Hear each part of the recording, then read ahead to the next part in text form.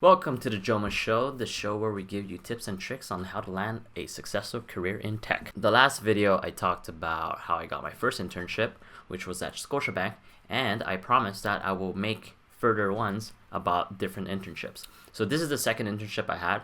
It is at Citadel. Oh yeah, I just want to say shout out for the people who told me to make this video. I guess a little bit of context. Before I was a software engineer, or my first year in University of Waterloo, I actually did not want to be a software engineer. I wanted to work in finance. But, you know, you'll see later on why I became more of a software kind of guy than a finance guy. And it's because of Citadel, actually. Anyways, without further ado, let's start it.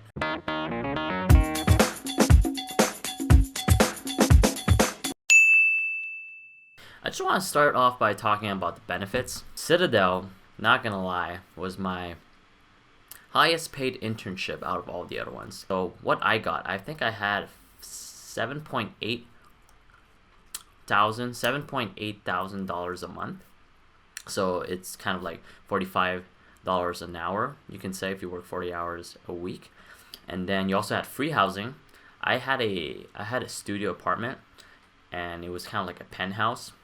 It wasn't really a penthouse, but basically you had like, you know, full windows and you could see the lake and stuff, and it was amazing. The view was beautiful. It was gorgeous.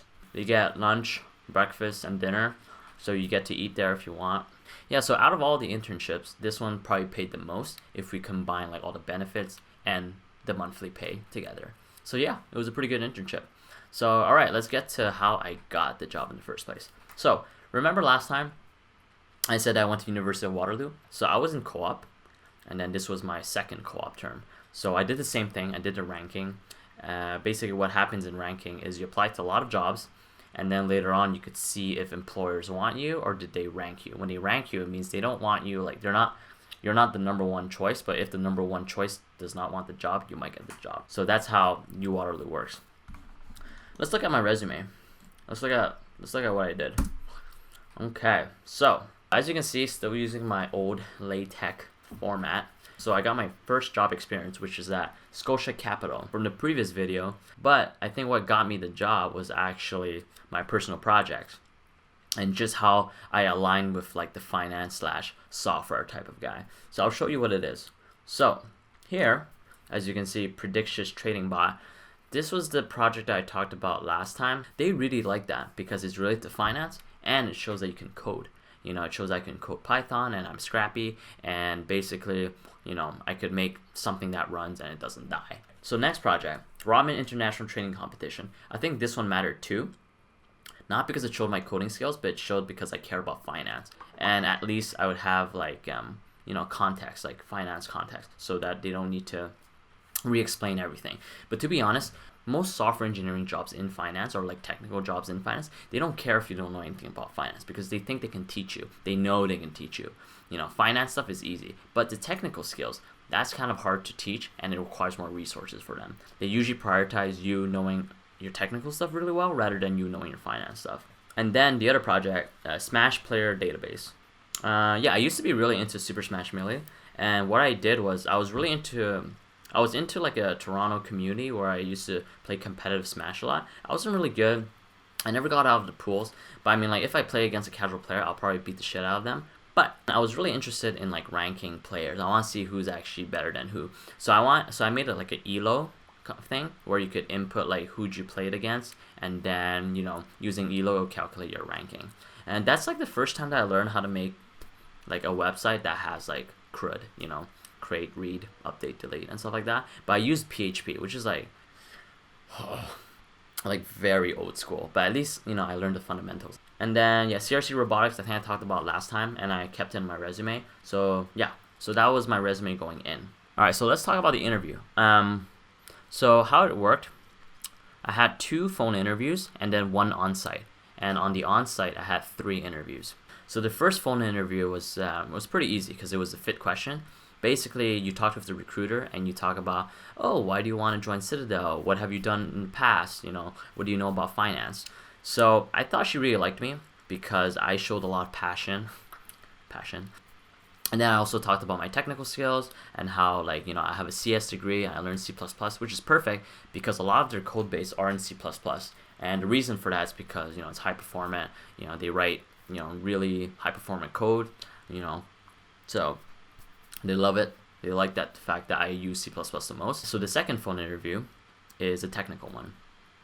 I don't quite remember exactly what it was because it was 4 years ago, but I do remember that I did not code because we didn't open CodePad or anything. He was asking me a lot of like theoretical question or computer science question. I remember there was a question asking about, imagine there are multiple, it's something related to this, but multiple threads wanting to change a database. Like, how would you make sure that you don't have like corruption of data? Like, imagine if you need to update one row and another row, but then at the same time like another guy is updating a row, like transactions. So what would you do? So then you have to talk about the concept of locks.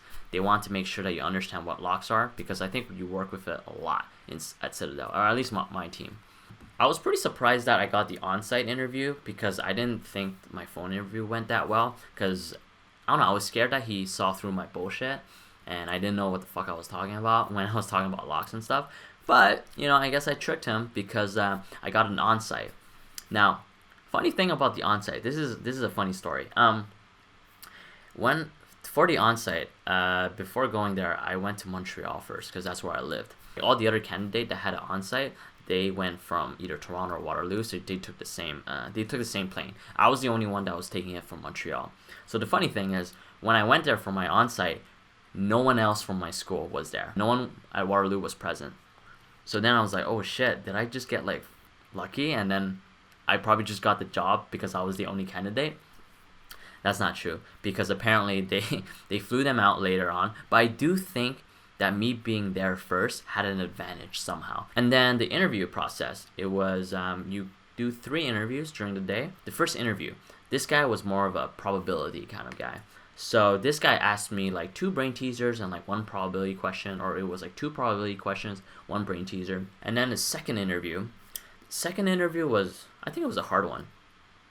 This interview, I would call it like C++ theory or something like that. Basically, I asked like, what is the order of like deletion and stuff like that. It was very C++ related. And then I think he asked me about locks too, like how it works, or like semaphores. So make sure you know your C++ theory, or I guess like concurrency stuff, because I think that's really important, especially in like a high frequency kind of firm. And then the third one was pretty chill. The third one was like a classic interview where first he would ask you to make a design a class that would serve a certain purpose. And that purpose for me was like, imagine you have a portfolio, what would you want to keep? And then after that, after I designed a class, the second question was like a simple coding question. I was pretty excited and I thought I did all right, but I didn't have any expectations because I didn't want to keep my hopes up. But when I went home, they called me and they said like, oh, everyone liked you. We want you to work for us, and here's the offer. And during that time, I had other offers too. For example, I was thinking about going to Bloomberg because I also got an offer at Bloomberg. But I was pretty happy that I didn't accept it because, like Citadel ended up being a lot higher in pay. So that's cool. Let me show you what my job offer, or like the ranking, looks like in Waterloo. In case some of you... Oh, yeah, I'm wearing the Waterloo shirt. But anyways, in case some of you want to, maybe join Waterloo in the future, this is what it looks like. Okay, yeah. So here you can see the job titles, the employers, and when it says offer, it means they offered you. When it says ranked, it means like you're not the best candidate, but if the other people don't take you, then I'll take you. So this is how it looks like. You interview, like those were the only interviews I got. I got 10 interviews, and then 5 of them accepted me. So yeah, so then that's how it works. Okay, I guess I'll talk about how it was at Citadel. I worked at the options market making team, so it was pretty coding intensive because it's like high frequency. It feels more of a business than kind of like gambling, because some teams they just gamble on oil, or like they just gamble on certain assets. But like market making is like you have regulations, and then you have deals with the exchanges. So it feels more of a business and like a low risk kind of team. So yeah, so we work decently hard. People work pretty late. Compared to Facebook, it's around the same. I feel like it's not crazy. When I worked there, I mostly worked on their C++ code base. So it was a lot of C++. I learned a lot actually. Before this internship, I didn't know about anything. Because of this internship, I learned about networking, TCP, UDP kind of thing. I learned about, OS stuff. I learned about processes. I learned about multi-threading. I learned about locks, semaphores, and all of these good stuff. So this was a very good internship because I learned a lot about like CS fundamentals, and then it made school like a lot easier. So like an example of what I did there, I probably can't say much, but in some ways I wrote my own web server. Like I'm not saying like, oh, you just install Node.js and put Express and stuff like that. No, I actually wrote like a server that receives a TCP connection and then receive HTTP request response and then follows the www specification and then received it, and then I spit out a string back to them. So it was very low level.